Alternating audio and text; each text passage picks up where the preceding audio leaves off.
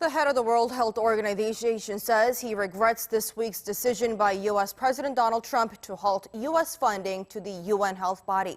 Trump said the WHO had made a disastrous decision to oppose travel restrictions from China when the outbreak was in its infancy. Our Lee Seung-jae has more on the high-stakes blame game taking place between Washington and the WHO. Slamming the WHO's response to the COVID-19 pandemic, U.S. President Donald Trump on Tuesday announced that the U.S. was halting funding for the UN Health Agency. The head of the WHO has now responded, expressing regret over President Trump's decision. The United States of America has been a long-standing and generous friend to WHO, and we hope it will continue to be so.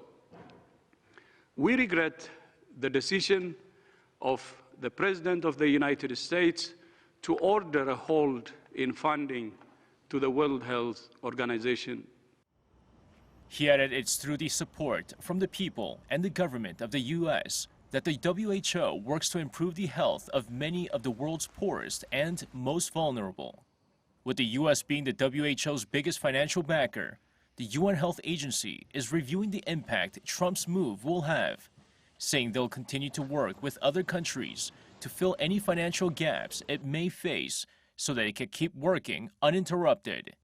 However, with the WHO and the U.S. at odds with each other, the UN Health Agency chief warned that such division will allow COVID-19 to exploit the cracks between the two, hinting it might slow down the fight against the virus. The WHO chief still stressed that the focus will be on stopping the virus and saving lives. As the WHO's largest single donor, the U.S. had contributed between $400 to $500 million annually to the Geneva-based agency in recent years.